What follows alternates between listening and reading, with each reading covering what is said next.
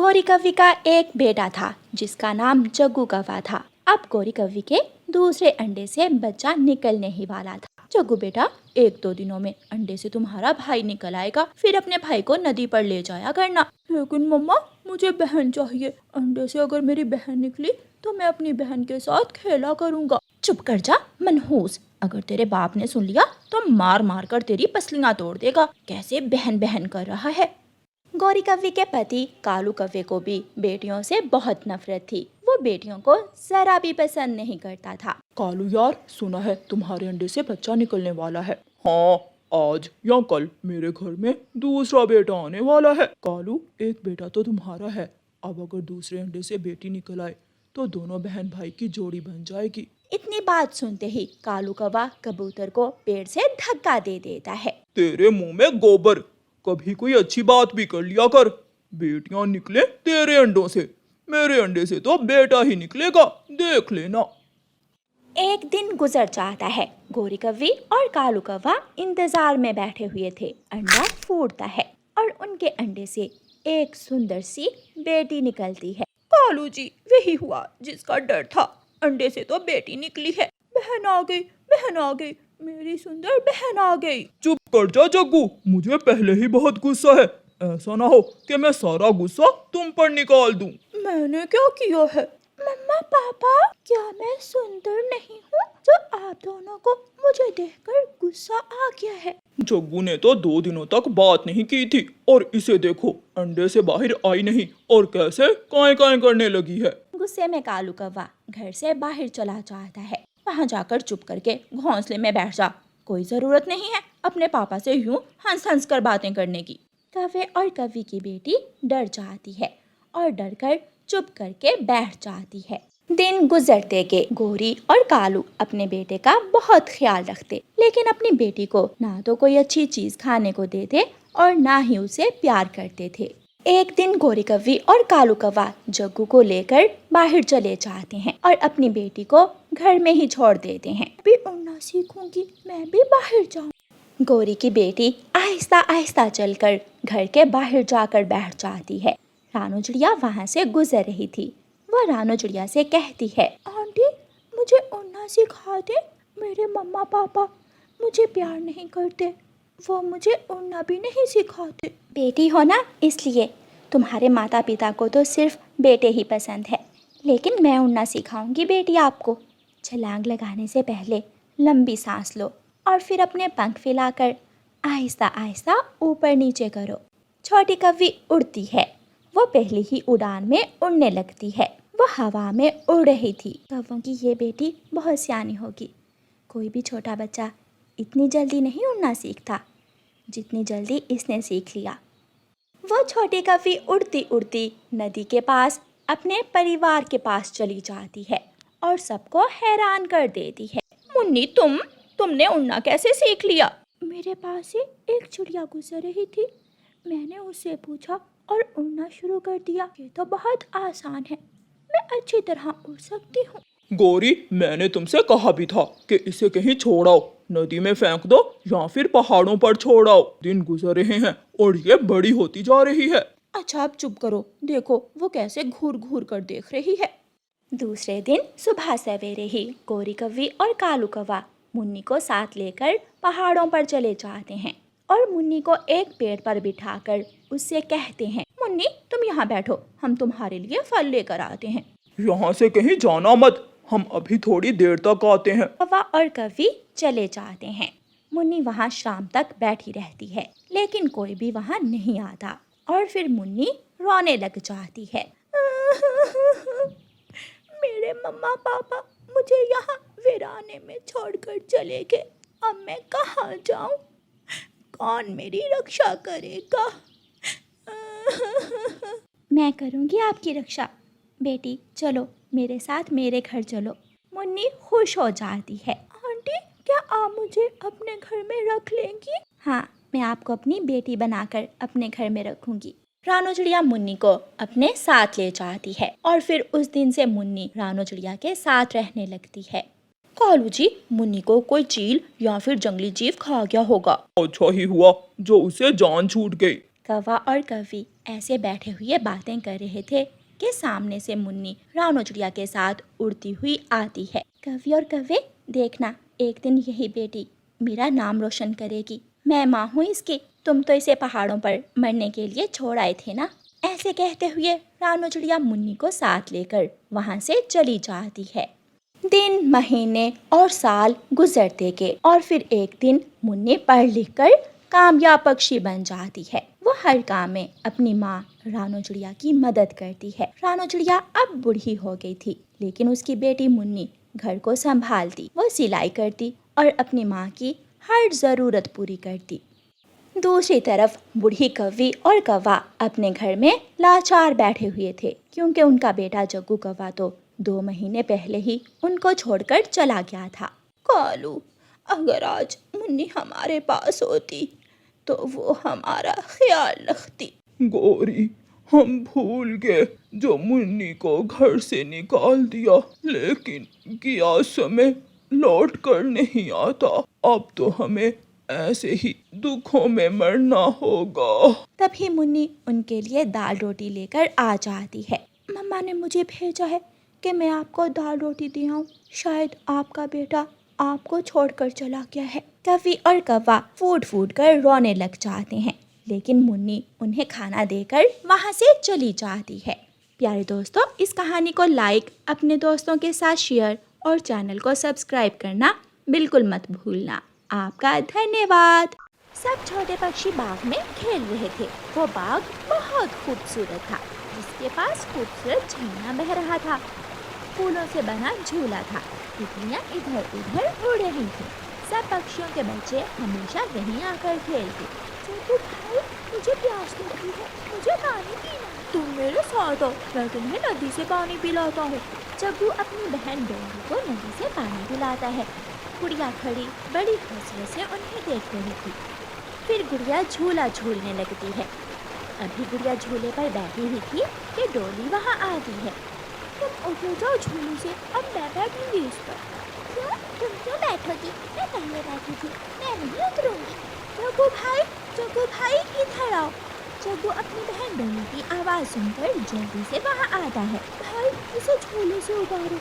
उतर जाओ यहाँ से, वरना मैं तुम्हारा मुंह तोड़ दूंगा। मैं नहीं उतरूंगी, तुम्हारा तो नहीं है ये झूला। जग्गू गुड़िया को मारने लगता है और गुड़िया रोती हुई घर चली जाती है। मम्मा, मम्मा, मुझे जग्गू ने मारा। चुप हो जाओ मेरी बच्ची, उसने तुम्हें क्यों मारा? गुड़िया सारी बात अपनी मम्मा को बताती है। रानो चिड़िया अपनी बेटी गुड़िया को चुप करवा। रात हो जाती है। गुड़िया अपनी मम्मा के साथ घोंसले में लेटी हुई थी। मम्मा, मुझे भी भाई चाहिए। पापा, क्या आप मुझे भाई ला दोगे? गुड़िया बेटी, क्या हो गया है तुम्हें? ऐसे अचानक भाई की फरमाइश कर डाली। मुझे भी भाई चाहिए, चाहिए चाहिए चाहिए। ऐसे कहते हुए गुड़िया रोने लगती है। सबके भाई होते हैं, बस मेरा ही भाई नहीं है। अगर मेरा भाई होता तो जग्गू की हिम्मत ना होती मुझे मारने की।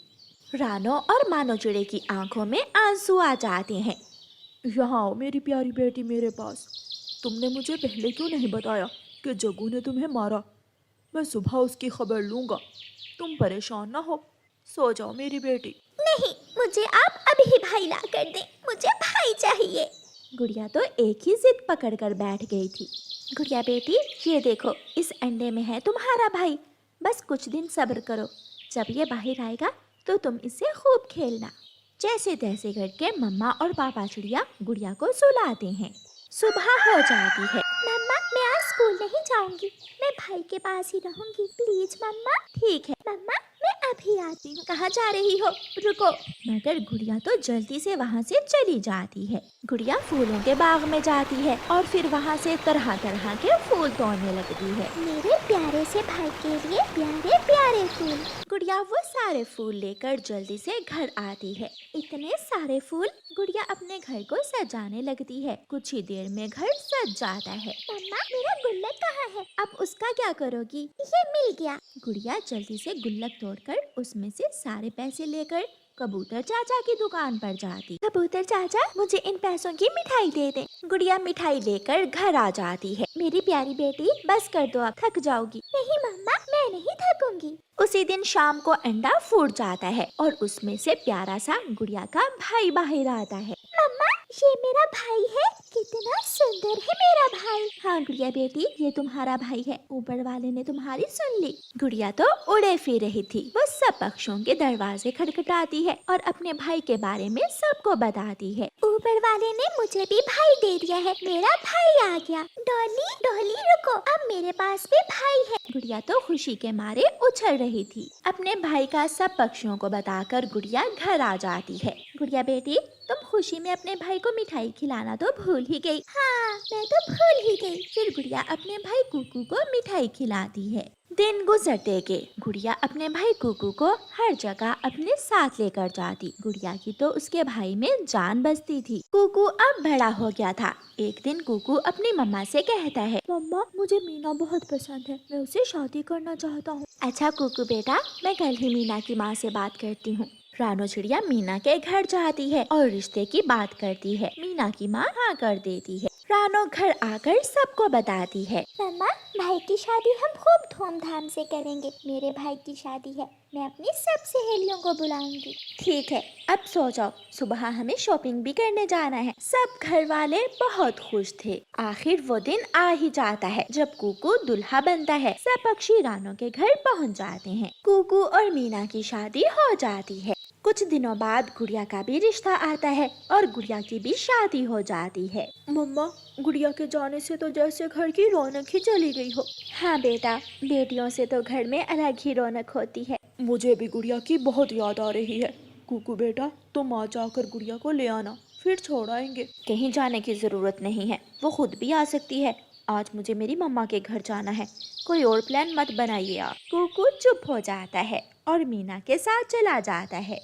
फिर कुछ दिनों बाद कुकू के अंडे से एक खूबसूरत बेटा निकलता है।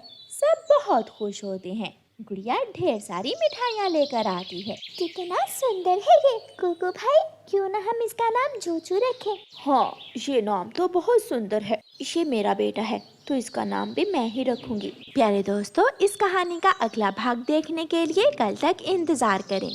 और ये वाला भाग आपको कैसा लगा है हमें कमेंट करके जरूर बताइए। किसान की पत्नी के घर। किसान की पत्नी ने हर रोज की तरह हमारे लिए पेड़ के नीचे दाना और पानी रख दिया होगा। चिड़िया, कुछ इंसान आज भी हैं जिनकी वजह से हम पक्षियों का जीवन आसान है। हमें खाने को दाना मिल जाता है और पीने को ठंडा पानी।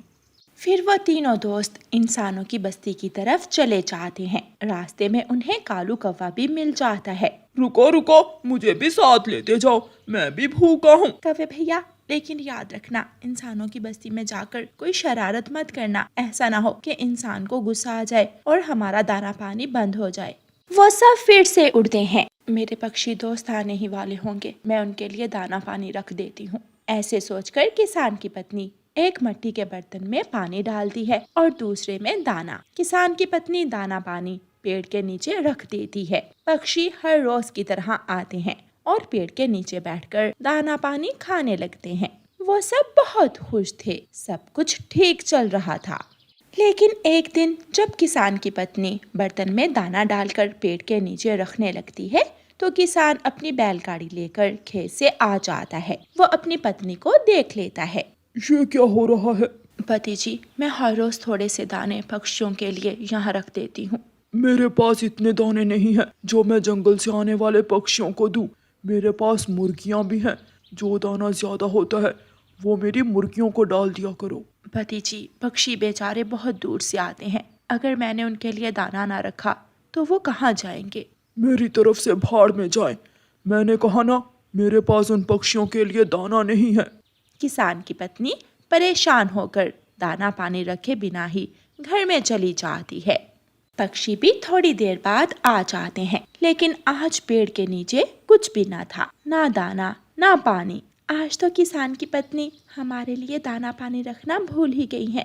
भूल नहीं गई, मैंने मना कर दिया है, चले जाओ यहाँ से। आज से तुम्हें मेरे घर से कुछ भी मिलने वाला नहीं है। पक्षी बेचारे क्या कर सकते थे, वो चुपचाप वहाँ से चले जाते हैं। और जंगल के मैदान से जाकर दाना ढूंढने लगते हैं।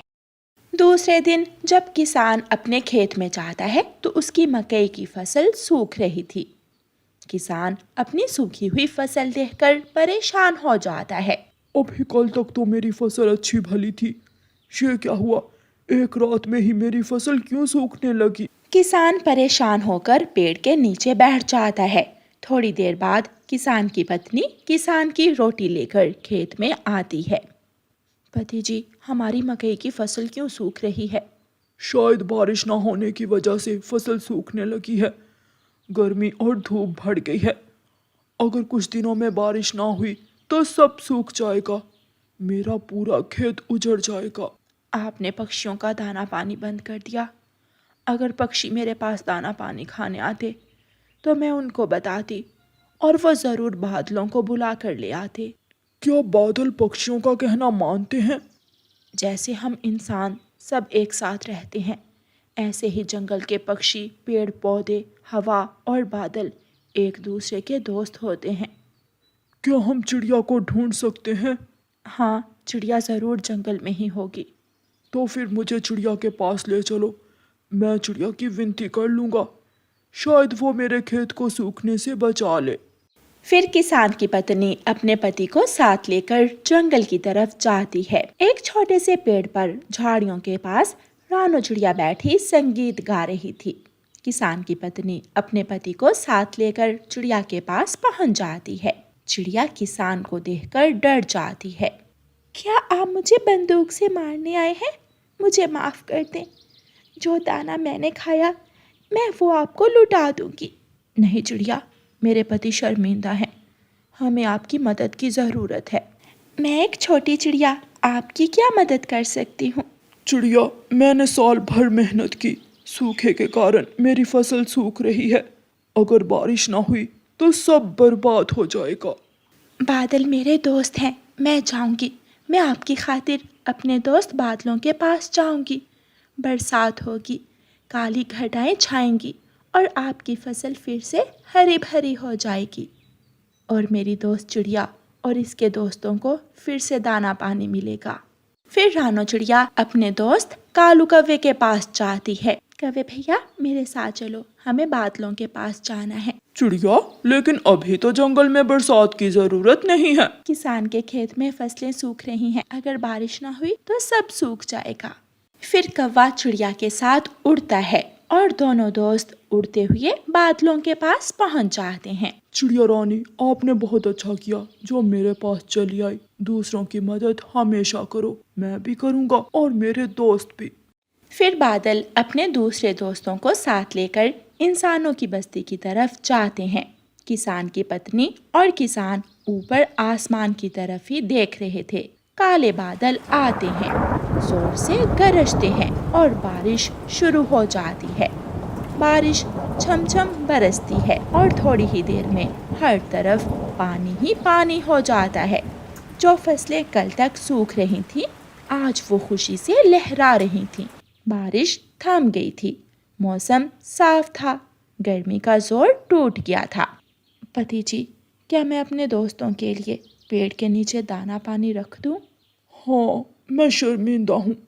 जो दाना हम पक्षियों को देते हैं वो ज़ाया नहीं होता, हमें उसका बदला ज़रूर मिलता है, क्योंकि नेकी कभी रायगा नहीं जाती। पक्षी लौट आते हैं और फिर से किसान के घर से दाना पानी लेने पहुंच जाते हैं। किसान की पत्नी अपने दोस्तों को दोबारा अपने आंगन में देखकर बहुत खुश थी। प्यारे दोस्तों, इस कहानी को लाइक, अपने दोस्तों के साथ शेयर और चैनल को सब्सक्राइब करना बिल्कुल मत भूलना। आपका धन्यवाद।